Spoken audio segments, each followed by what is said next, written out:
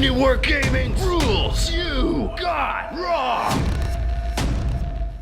Hey everyone, welcome to Rules You Got Wrong, Warhammer 40k edition. We have been really busy lately, haven't got to these, but they're back. We'll try to make sure they are regular. I'm going to talk about some comments from my last set of battle reports from 40k.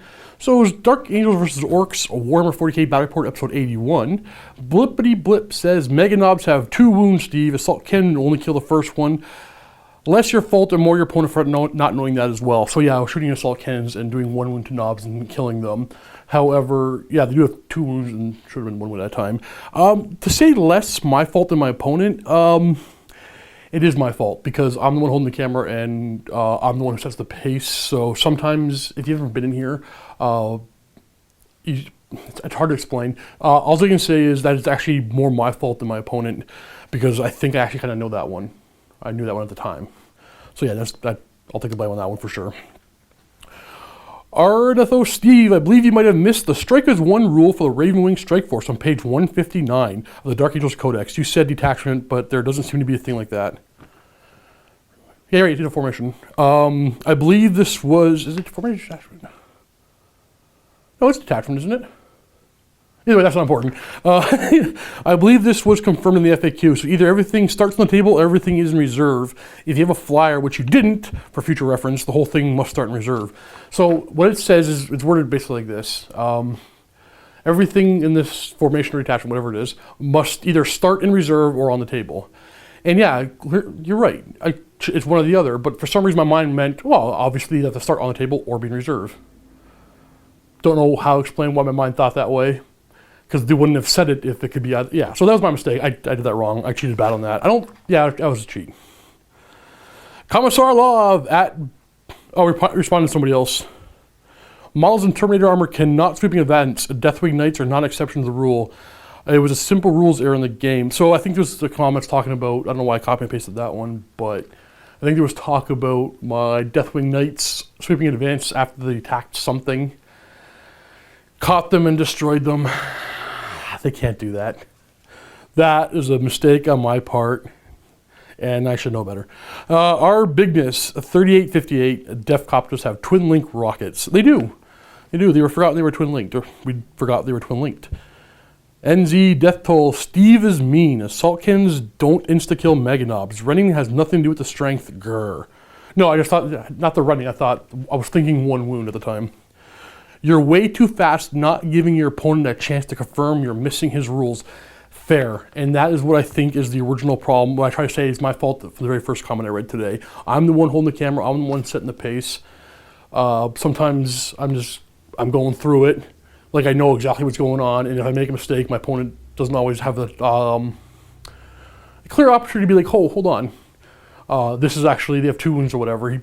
People are overly polite sometimes. Where did I leave off? Well, taking responsibility for the mistake in my speed, which is, in case you can't notice, I kind of talk kind of fast. I'll try to slow it down. Even in the battle reports, that is very apt. Very. The criticism there is you're definitely right, and I gotta set my pace a little bit better. Boo.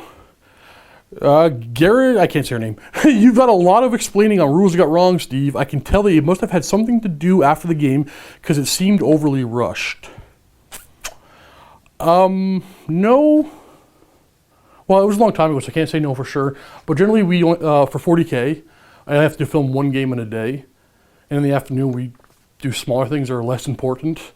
So usually the 40k games, or for mine especially, are slower paced because I have more time to add to the game. So for whatever reason, if this one seemed more rushed than anything, it was long ago. All I can give you would be an excuse. So if it seemed to rush, I apologize.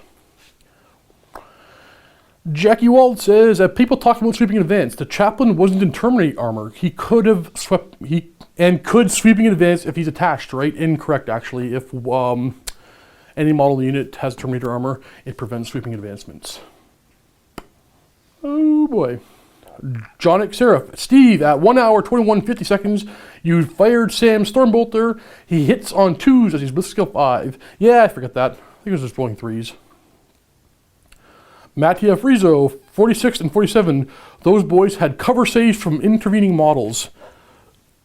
I watched that whole time, and I remember that the first things I fired were the speeders that were elevated and back farther, had a clear line of sight. And then I started firing the bikes in a way where I moved everything in a position that wouldn't block line of sight to other models.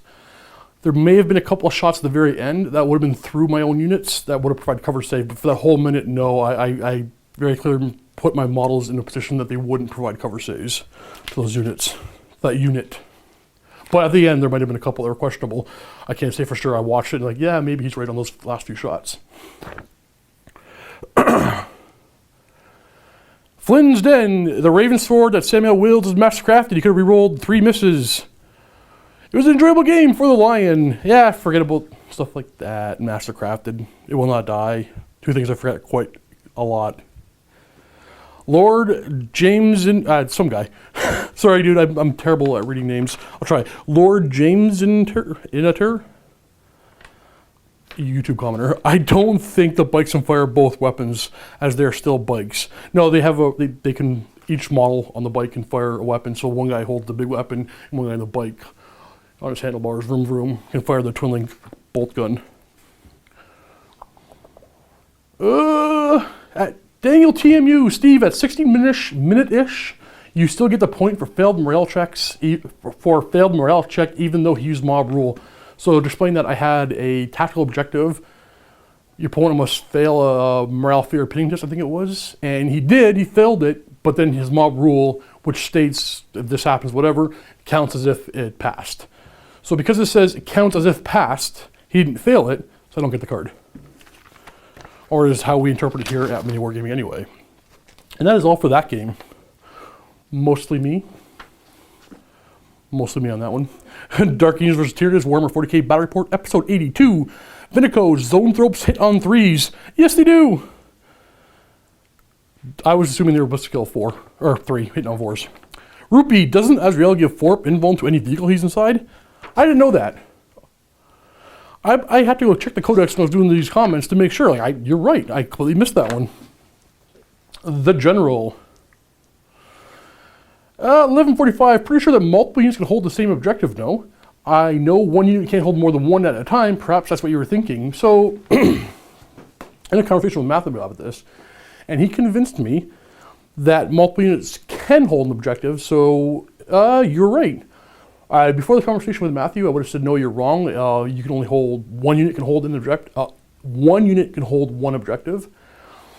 But he convinced me multiple units can hold an objective, so if you disagree, by all means, I'm waiting for the argument to see if you can counteract that with a rule book or an FAQ.